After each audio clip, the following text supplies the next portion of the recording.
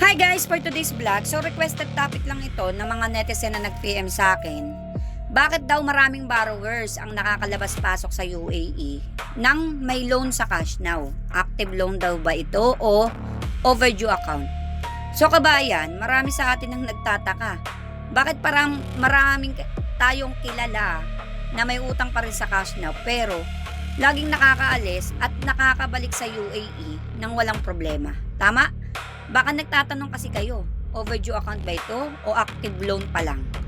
Sa video na ito, i-breakdown natin ng maayos para malinawan tayong lahat. Ang unang dapat mong malaman, ang dalawang klaseng ito, active loan at yung overdue account, ay iba ang kahihinatnan. Kung ang isang tao ay may loan pa rin sa cash now, pero regular niya itong binabayaran sa agreed schedule, kahit malaki pa ang kanyang natitirang balanse, walang legal na hadlang para makalabas-pasok siya sa UAE. Ang travel restrictions kasi o travel ban na tinatawag mga kabayan ay hindi umaabot sa lahat ng may existing loan. Ito ay para lamang sa mga umabot na sa default status na may kasamang legal action. So default status means hindi na nababayaran na may kasamang legal action.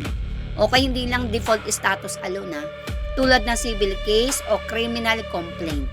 Kaya, kung ang isang borrower ay current sa kanyang bayad, walang dahilan para ma-flag siya sa immigration. So, parang ordinaryong tao lamang siya na may credit card at car loan na nagbabayad ng regular. Pangalawa, kahit ang isang account ay overdue na, hindi ito ibig sabihin agad-agad ka na mahuhold sa immigration or sa airport, okay? Naalala nyo sa mga nakaraang video ko, kailangan munang dumaan sa proseso ng final complaint o pag-file ng legal case bago pa man maisakatuparan ang travel ban.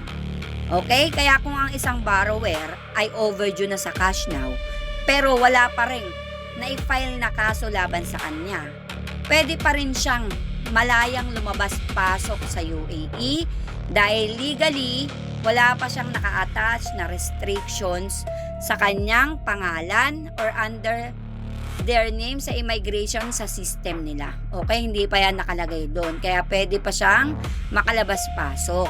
So ito ang dahilan kung bakit marami tayong nakikitang overdue pero laging naglalakbay. Hindi dahil nakalusot sila kundi dahil talagang hindi pa umabot ang kaso nila sa legal escalation stage.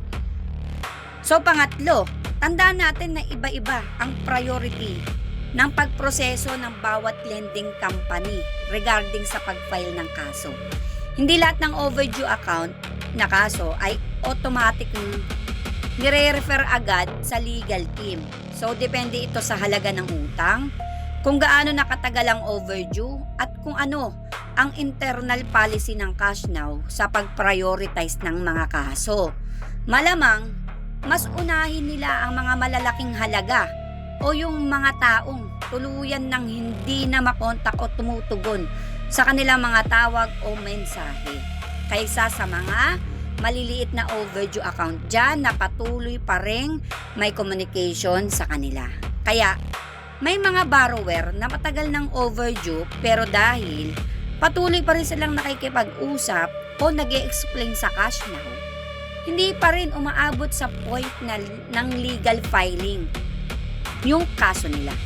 So, pang-apat, kaya importante talaga makipag-communication kayo sa cash now kahit overdue pa. Huwag kayong matakot. Humingi kayo ng tulong sa kanila. So, pang-apat, importante kasing linawin natin kahit nakakalabas-pasok ka ngayon hindi guarantee na permanentong ganito kahabang buhay.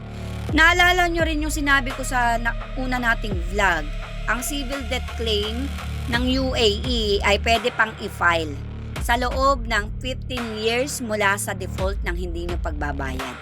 Kaya kahit taon-taon kang nakakalabas-pasok ng walang problema, hindi ito nangangahulugan na wala na silang balak mag-file sa hinaharap.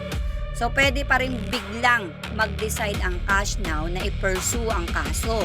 Lalo na kung dumaan ang mga overdue account mo at nag-decide silang gawin na mas seryoso ang collection effort or collection stage nila.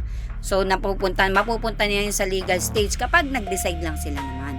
Sa madaling salita, kung ikaw ay may active loan pa lamang at regular na nagbabayad, walang dapat ikatakot.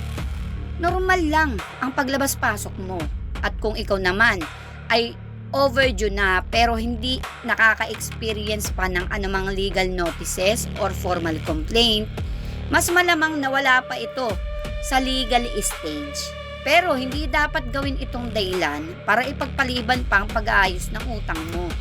Ang pinakamainam pa rin ay proactive na pakikipag-usap sa cash now bago pa man umabot sa punto na biglang magulat ka na lang na may nakabingbing kaso na palalaban sa'yo.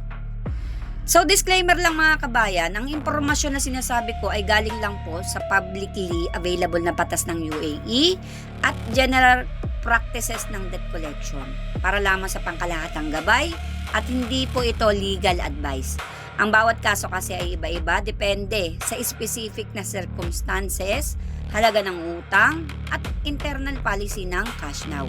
Para sa tumpak na assessment, pwede po kayong dumirekta or makipag-usap sa mga license natin na abogado dito sa UAE. Kumonsulta po kayo sa kanila. At kung meron po kayong experience, good or bad man yan, pwede po kayong mag-comment down below para magkaroon po ng idea ang iba nating mga kababayan at matulungan natin. At kung gusto nyo po ng follow-up video, mag-comment na rin po kayo dyan. So yun lamang po, maraming salamat sa pakikinig and please like and share my video.